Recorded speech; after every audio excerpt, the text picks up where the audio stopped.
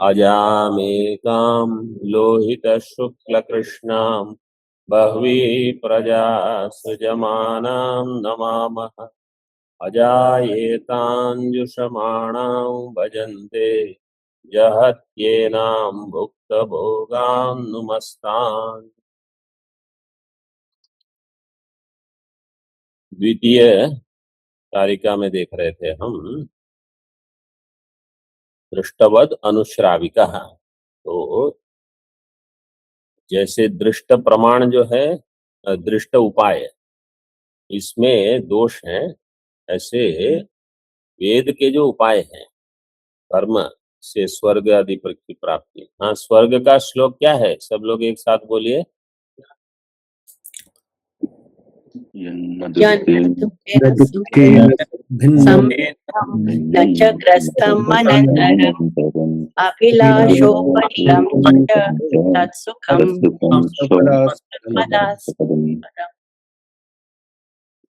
ठीक है, बहुत लोगों ने कंठस्थ किया है। ये जो ज्योतिषोमादि है उसमें भी दोष रहेंगे। क्या क्या दोष है अभी उसको बताएंगे आगे।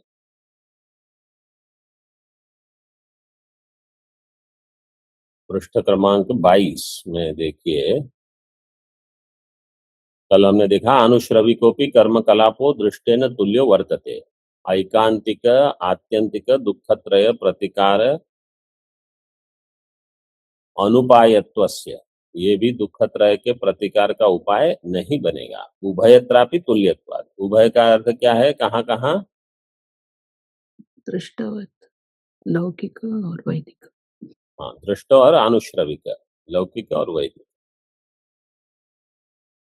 यद्यपि च आनुश्रविक इति सामान्य अभिधानम तथापि कर्म कलापाभिप्रायम द्रष्टव्यम। आनुश्रविक, ये तो सामान्य वेद शब्द के लिए प्रयोग कर दिया आनुश्रविक, तो उसमें तो पूरा वेद आ जाएगा, उपनिषद भी आ जाएंगे। तो अब कहते हैं नहीं, सामान्य अभिधानम किया गया है, सामान्य कथितम, फिर भी केवल कर्म कलाप को ही लेना है। कर्म कलाप अभिप्रायम द्रष्टव्य। क्यों? विवेक विज्ञान से आनुश्रविकत्व, विवेक ज्ञान जो है वो भी तो आनुश्रविक है। मतलब ये सांख्य है, वो ऐसा मानते हैं कि वो भी वेद का ही ज्ञान है। जहां जहां आत्मा शब्द है, आत्मा से वो लेंगे पुरुष है, और पुरुष से विलक्षण शब्द जो है वो प्रकृति प्रधान है। इस प्रकार से वो विवेक करते हैं, तो विवेक ज्ञान भी आनुश्रविक है। देखिए आगे, तथा च श्रूयते आत्मा वा अरे ज्ञातव्य। अभी वास्तव में बृहदारण्यक मंत्र क्या है? आत्मा वा अरे द्रष्टव्य, श्रोतव्य, मंतव्य, निधिध्यास। वो कहेंगे आत्मा वा अरे द्रष्टव्य का अर्थ है ज्ञातव्य। और कैसे ज्ञातव्य? प्रकृति तो विवेकतव्य है, तो उसको उदाहरण में नहीं लेना, वो उसका अर्थ है। ऐसे आत्मा का ज्ञान कैसे हो? प्रकृति से विवेक करना है। और न स पुनरावर्तते, न स पुनरावर्तते, तो ये छांदोग्य है। तो इन्होंने उपनिषद के उदाहरण तो दे दिए, तो इसका अर्थ क्या है कि वो भी उपनिषद को स्वीकार करते हैं, प्रमाण मानते हैं। केवल अर्थ ऐसे करेंगे, प्रकृति से विवेक करना है। अब जो ये, अच्छा ये इसको भी ध्यान में रखो, जो ये सांख्य वाले बताते हैं, योग वाले, सिद्धांत उनका यही सब है, साधना उनकी अलग है। वो एक ईश्वर विशेष को अलग से मान लेते हैं, बाकी वो सब ये प्रकृति का विवेक, ये वो सब सब स्वीकार कर लेंगे।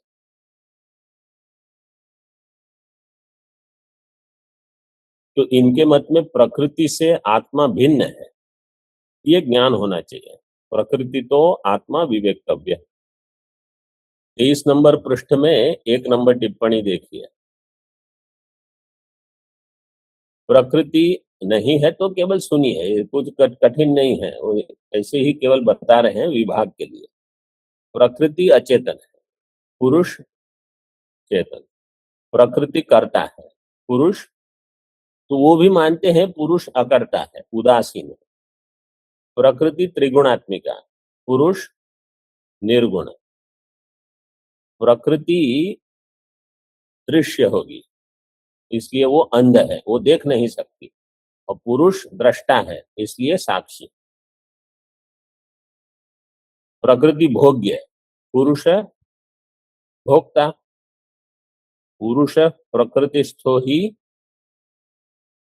भुंक्ते प्रकृति जान गुणान। प्रकृतिजन्यगुणं फिर आगे कारणम कर्म असंगोस्य गुणसङ्गोऽस्य सदसद्यो सदसद योनि जन्मसु।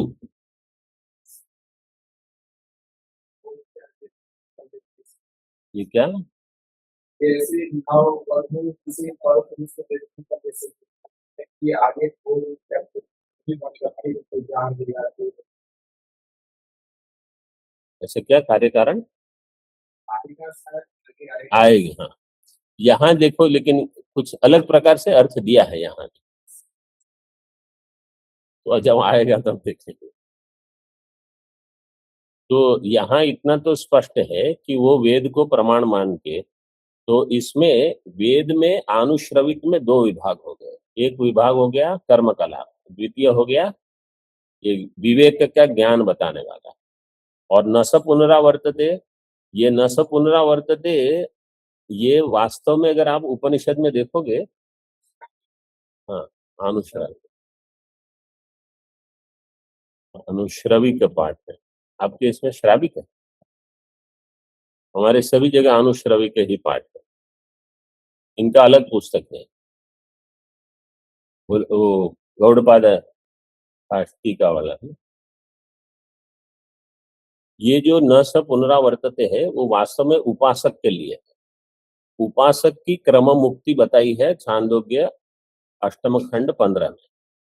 तो पूर्व पक्ष कहेगा ये तो उपासक को ही हो जाएगा, तो वहां सांख्य वाले क्या कहेंगे, अगर उपासक को पुनरावृत्ति नहीं होगी तो जो विवेक ज्ञान करेगा उनकी तो किमु वक्तव्यम, कैमुतिक न्याय से उनकी भी नहीं होगी।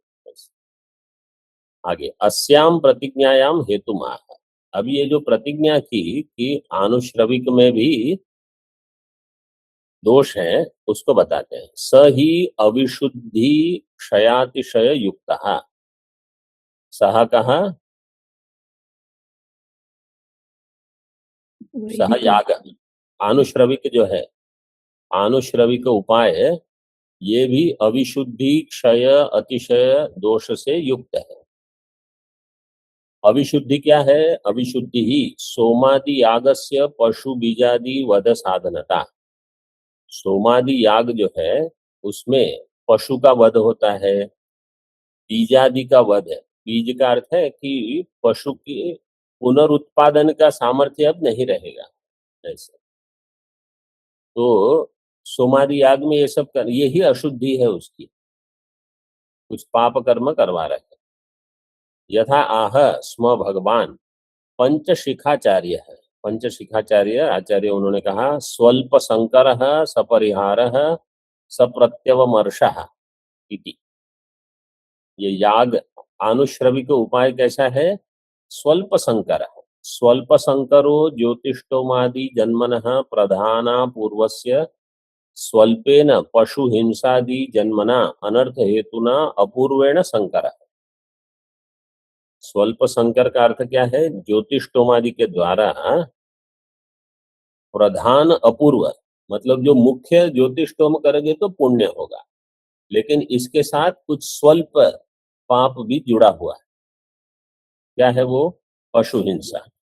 पशु हिंसादि जन्मना अनर्थ हेतुना अपूर्वेण सांकर्य, वो दोनों मिल गए, बड़ा पुण्य और छोटा पाप। तो ये स्वल्प संकर है, ये एक दोष है।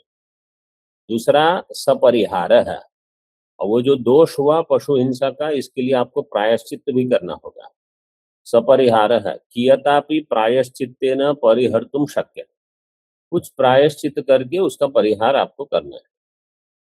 तो करते हैं, जो याग आदि करते हैं जिसमें पशु हिंसा हो उसको।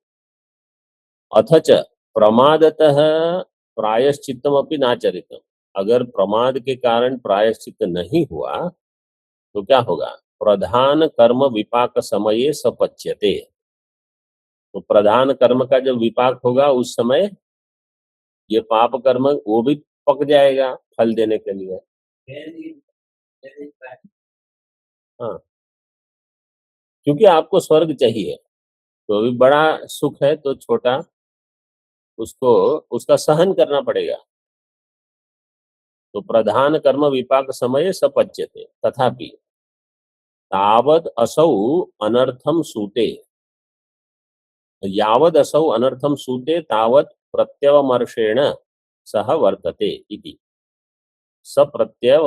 प्रत्यवमर्षः, प्रत्यवमर्श का अर्थ है सहन करना, सहिष्णुता। उतना आपको सहन करना पड़ेगा।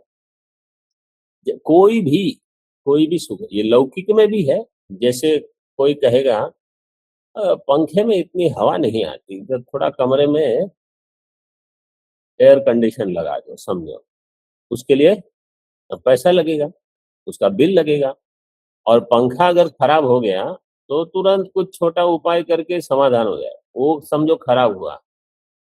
अब वो बड़ा वो आएगा, वो कहेगा 5,000 के बिना मैं खोलूं क्या, उसको छूंगा भी नहीं, आएंगे ही नहीं वो, आपको इतना देना ही पड़ेगा पहले। तो सब अभी बड़े सुख के लिए कुछ स्वल्प दूरी तो वहां रहेगा और वो सहन करना पड़ेगा आपको। तो उसको सहन करना। मृष्यन्ते ही पुण्य समारोपनीत स्वर्ग सुधा महाहृदा अवगाहिनः महाहृद अवगाहिनः कुशलाः पापमात्र उपसादितां दुःखवन्नि कणिकाम्। उपसादिताम, उपसादिताम, उपपादिताम, वो पाठांतर हो सकता है। मृष्यन्ते ही का अर्थ कहते हैं कि महान पुण्य अगर आपको प्राप्त हो रहा है तो उसमें कुछ अनुष्ठित स्वल्प हिंसा, अथवा जैसे अग्नि के कार्य करना है, उसके सामने बैठोगे तो कुछ धुआं आएगा, कुछ अग्नि लगेगी, वो सहन करो, आपको स्वर्ग जाना है ना। ऐसे तो पुण्य समारोपणित स्वर्ग सुधा महाहृदय, स्वर्ग सुधा का महाहृदय लेने के लिए अवगाहिन कुशला पाप मात्र उपसादिताम दुख वन्नी कणिकाम। छोटा दुख है, वन्नी की कणिका अगर यहाँ वहां जाती है, लगती है शरीर पर, उसको सहन करते हैं, मतलब उसको छोड़ नहीं देंगे। जैसे समझो ये पशु घूमते हैं, तो इसका अर्थ ये नहीं है कि बीज आप बोओगे ही नहीं, वो पशु आएंगे तो उसको रोकने के लिए कुछ अन्य प्रक्रिया करो। अथवा याचक आते हैं, भवती भिक्षान देहि करके, तो क्या आप भोजन नहीं बनाओगे? आप बनाओ और उनको दे, आएंगे तो देना है तो देना पड़ेगा। तो ये सब, इसमें कोई समस्या नहीं है, केवल ये है कि कर्म कलाप में ये विशुद्धि क्षय सातिशय ये दोष है। ओम पूर्णमदः पूर्णमिदं पूर्णात् पूर्णमुदच्यते पूर्णस्य पूर्णमादाय पूर्णमेवावशिष्यते। शांति शांति शांति।